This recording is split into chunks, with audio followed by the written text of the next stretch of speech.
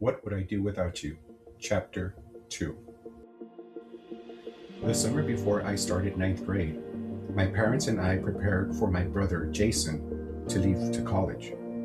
He was going to begin his new chapter, and I was going to start mine. We dropped him off in Austin the day before my own first day in high school.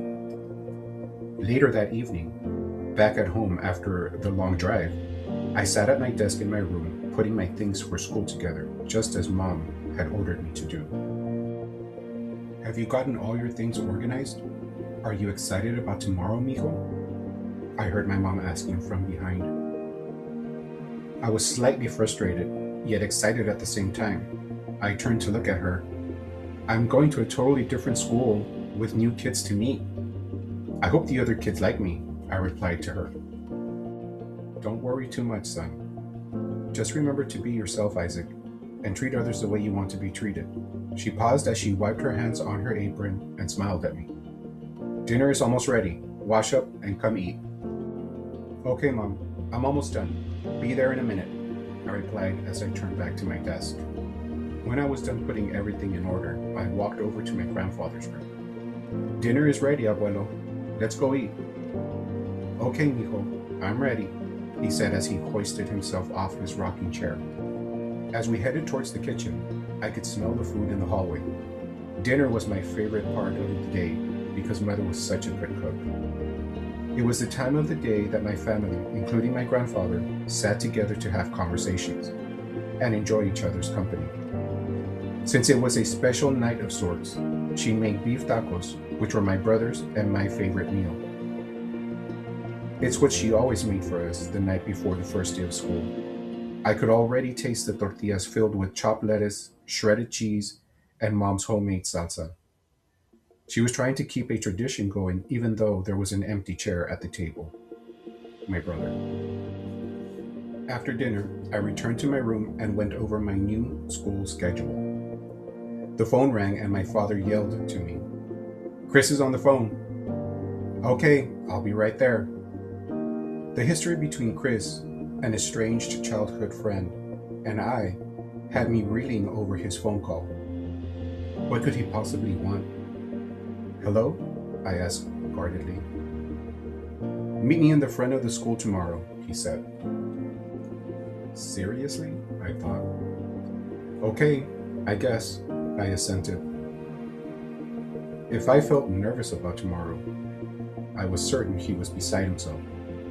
Only time would tell me how things would work out between us. Chris had been my best friend since elementary school. Our friendship began on the first day of first grade as my mother and I walked down the hallway towards the classroom. I clearly remember seeing Chris standing next to his mother with a look on his face that, to this day, I have never forgotten. While I was eager to start my first day at school, this boy was dismal. His eyes were red and a little swollen from crying. When I saw him all sad, I instinctively waved to him and waited for a response. He looked at his mother and then back at me. Come over here, I summoned him with a wave of my hand. His mother saw me and encouraged him to walk over to me. I'm Isaac. What's your name? I asked him. Chris Rodriguez? His voice wavered as he spoke his name. Why do you cry? I'm excited to be here. I'm scared. I don't know anybody, and I want to go home, he replied in a low voice. Now you know me. Don't be sad. I will go with you, I said. Luckily, we were able to sit next to each other in class. As the day went by, I could tell Chris was getting comfortable with himself and with the rest of the class. The time flew as the teacher introduced herself and called roll. Art materials were passed out. We went to lunch, had recess, and even started our first assignment. Before I knew it, it was time for us to go home. That was one of the greatest days of my life. When the bell rang and everyone started to gather their things to go home, Chris and I took our time and talked about how our day went. Will you be my best friend? Chris asked with an impish grin. In that way that little kids click, we clicked. Yes, can I come over to your house? Let me ask my mom, he gushed. and we ran to where our moms waited for us. Both of our mothers were standing at the door talking to each other. "Isaac, it's time to go home, mi amor." My mother directed herself at me when she saw me. "Mom, can I go to Chris's house?" I practically yelled as I pulled on her arm trying to get her to look at me. "Wait, mijo, wait. Stop pulling on my arm and let me finish talking to this lady," she hissed at me. I turned to see who she was referring to and noticed she meant the lady that I just then deduced to be Chris's mom. She grabbed a pen and paper from her purse, wrote something on it, and passed it to her. They said their goodbyes to each other, and my mother firmly grabbed my wrist and pulled me away. I started to whine, and she said, "I gave that little boy's mom our phone number. She remembered you from this morning and how you helped your friend feel better. She invited you to her house, but I will tell you when you can go, okay? So, ya, cálmate, calm down." When she said things in Spanish, then repeated it in English, I knew she meant business. So I relented. As we walked away, I forced my little self to calm down like Mom said. Then I heard Chris holler, "You can come over," and the rest was history. All throughout elementary school, Chris and I never separated. We sat next to each other every year that we had the same teacher. We ate together during lunch, and even though we played with the other kids during recess, we always made sure we were with one another. Year after year and grade after grade, new kids would come and old ones would sometimes go, but we never left each other's side. I remember this one year a new kid showed up. Chris and I looked at each other because we could tell he was trouble. In the morning, the teacher introduced him as Jose Cepeda. He was a heavy boy with a round face and big hazel eyes. He looked over at us, and I could tell Chris was getting nervous. When recess came along, Chris and I were standing next to each other as I watched the other kids play ball. I did not notice that Jose was walking over to us. "Uh-oh, look who's coming our way," Chris said. I turned in the direction that he was looking and saw him. "You two look like a bunch of maricones. How long have you two been together?" He spat it out with a sneer as he looked around to see who was watching him. I had heard that word before, but I didn't understand what it meant. "Get away from us," Chris retorted. I stepped in and tried to stop what was going to happen as I blurted out, "If you don't leave us alone, I'll tell someone." "So you're a crybaby also," he sneered once again as he mocked my defense. "I'll see you two maricones later." Just by how he walked away, I could tell that this year was going to be filled with obstacles and trouble. All the fifth graders had to deal with Jose Cepeda daily. Whenever we had to form a line for lunch, he would cut in front of all of us to be the first. None of the other kids would dare say a word because one demeaning look from him was enough to silence us. He would do other things that would irritate all of us, like steal food from the girls during recess, or take the ball away from the boys as they played soccer. At other times, he would stick out his foot as someone was passing by, so they would fall on their face. Sometimes he would run up to a boy and punch him right in the middle of the back and simply say he didn't like him standing there. This boy was something quite awful and very tough. Even though he would get into trouble, day after day he would find something to do to someone. By the end of the year, we learned to deal with him and blow him off most of the time. Eventually, Jose was expelled from school for stealing a purse from one of the teachers. A couple of years later, I finally found out what maricón meant. I was in 6th grade and I had started to have feelings for other boys. Most of the time, when the other boys talked about girls, I was thinking about boys. I did not understand what was happening to me. Sometimes I would lay in bed at night thinking about Chris. I was noticing how my body had begun to change and wondered if and how Chris's body was changing. Sometimes I wanted to ask him questions about his body. However, while I was changing, Chris was too, but in a different way. He would use the words fag, homo, and maricón when we were hanging out with the rest of the boys during recess. I started to feel like I couldn't trust him. I didn't dare ask him about his body. Chris also stopped coming over to my house. He didn't call as much or even talk to me as much either. Our last year in junior high was the one that did me in. Towards the end of that school year, we went on a field trip to the only Catholic high school in town. The whole idea behind this was for us to view the campus and get an idea of what we would be facing in high school. The plan was for us to arrive in the morning and walk around the school to get acquainted with it. I didn't know that we weren't the only school that was invited to visit that day.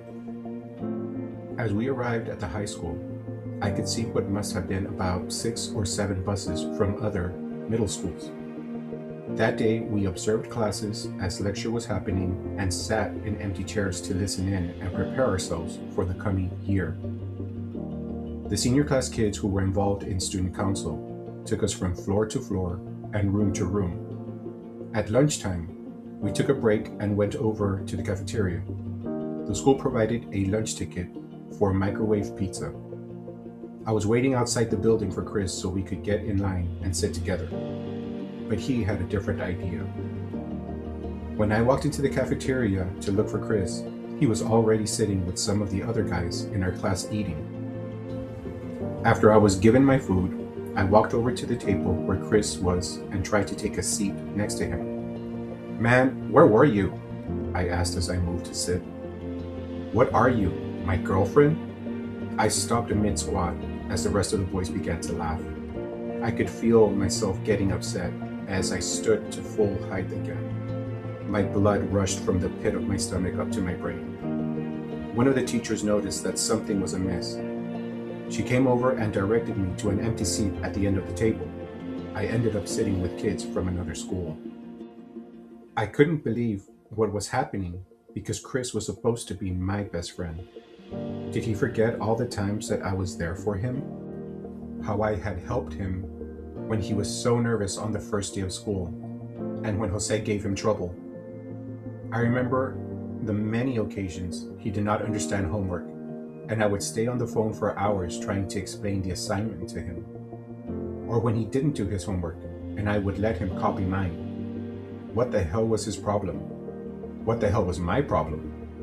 Why had I not noticed how much Chris had changed? At the end of the field trip, we gathered in the school gym. We played some games for little prizes like pencils, folders, pens, pins, and a few shirts with the school mascot printed on them. Because of my loving nature and upbringing, I forgot about what had happened during lunch. I was having so much fun playing and connecting with others. I won 2 shirts and I decided to save one for Chris. By the time the games were done, it was 2 p.m. and we were ushered towards the buses. At the front of the school, the counselor bellowed, "Okay, everyone, let's get in line. Here comes our bus." I quickly looked for Chris so I could give him the shirt I had won. Hey, Chris." "What?" he asked, exasperated. I could see his eyes scan the people behind me. In retrospect, I think he was making sure no one saw us talking. "Here, I was holding this for you. It's one of the shirts I won. Do you like it?" I was trying to read his face to figure out what was wrong with him, or what I had done to piss him off. "Man, what's with you?" He wouldn't look me in the eye. "What? I thought of you when I won it. I want you to have it." I began to understand what was going on. I looked him right in the eye because I knew it was me that was bothering him. I felt empowered in a way. "What is with you? You are so gay sometimes. Why don't you look for a boyfriend and give that to him?" he said, pointing at the t-shirt. "What the hell are you trying to do to me? Do you realize how stupid and nerdy I would look wearing this thing? Not only is it ugly, but it's cheap." And with that, he walked away. I was shocked. I felt like someone had punched me in the stomach. I couldn't breathe. My heart fell to my feet. and I felt so empty. I fought with all my strength to stop my tears from falling down my face. It was a devastating ending to a wonderful day. It reminded me about what had happened a couple of days before that particular incident. I had seen Chris walking towards the school bus as we were leaving school, and I ran up to him and put my arm around his shoulder like we used to and said, "What's up?" "Get off of me, you faggot." His jaw was set and his teeth were gritted. He looked disgusted as he shoved me hard. I didn't fall to the ground, but it took me so much by surprise that I couldn't move. I froze where I stood in disbelief. Did he really just say and do that? I thought to myself. I should have realized that this was just one of the many changes that I was going to have to face in the future. It was a battle to hide my feelings from my parents at dinner the night of the field trip. I purposely went on and on about the mundane details of the day because mentioning anything else would have been too much for me. I explained everything about the high school, the 3 stories, the numerous classrooms, and the size of the gym. "Wow, mijo, sounds like you had a really good day today." "Yeah, it was great." I forced the words out as cheerily as I could muster, but all it did was alarm my parents. And then there was the big question. It was almost like they knew what was causing my distress. "Mijo, why hasn't Chris been calling or coming over anymore?" "Did you two have a fight?" asked my dad. I stayed quiet for a moment before answering. "No, but he's changing. He is not the same person that he was when I met him. Chris acts dumb when he is with everyone else." Even though I didn't tell my parents everything that had happened that day, my mother's intuitive response alleviated my stress. "Well, mijo, sometimes people change out of fear." "What do you mean?" I asked my mother, feeling confused. "Well, he could be changing because he wants to make sure he fits in with the rest of the guys at the new school. So he may say or do things that he never has before," she explained. "I guess you're right, Mom." I agreed as I thought about how Chris had changed. Let me tell you something though. It seems like Chris is going to be a follower and not a leader. What do you mean by that? Again, I was feeling a little bewildered. Well, he is going to copy how the other guys talk and act, so this makes him a follower. If he was a leader, then he would be proud of who he is and his friendship with you. I say the next time he decides to put you down, you pop him one, Dad said as he swung his fist in front of him. "Dad," I laughed. "I don't appreciate you talking to my son that way," Mom said, stifling a chuckle. "What way?" Dad asked with a smirk. "Telling him to resort to violence so he can prove a point. I think he is smarter than that and can come up with better ways to prove his point," Mom explained, looking at me with one eyebrow raised. "I'm just saying that he should stand up for himself," Dad replied with both hands in the air. "I agree, but not with violence. Anyways, mijo, don't worry about Chris. Sometimes people and things change. But it could be for the better. And if you lose him as a friend, well then you make space for other friendships. Ones that you can really count on," she said as she got up to place our plates in the kitchen sink. "Okay, Mom. Thanks for the advice. I wish I did pop him one though," I whispered to Dad as I got up from the table to go to my room. "I heard that," said my mother as she looked over her shoulder. As I walked away, I turned to look at Dad and could see a slight grin on his face. Later that evening, I heard a knock at my door as I was laying on my bed, replaying the events with Chris. It was my grandfather. "Come in, abuelo," I told him as I sat up. He walked in and said, "It's time for bed." I looked over at the clock and saw he was right. I was so lost in my thoughts that I didn't even realize what time it was. He got close to me, gave me a kiss on the forehead, and said, "Listen to what your mother and father tell you. There is truth in what they say. Just remember to pray and ask Him to take care of it." He pointed to the cross hanging over my bed. "Okay, abuelo, I will." I always felt a sense of peace when my grandfather talked to me. Whatever was on my mind, whatever worry I had, it always seemed to fade away. It was like a blanket of peace would come over me. As he walked out of my room, he said, "Sueña con los angelitos." Dream with the angels. You too, abuelo. Thank you for listening, and stay tuned for chapter 3 of What Would I Do Without You? And if you like what you heard, please like and subscribe. Until next time, good night.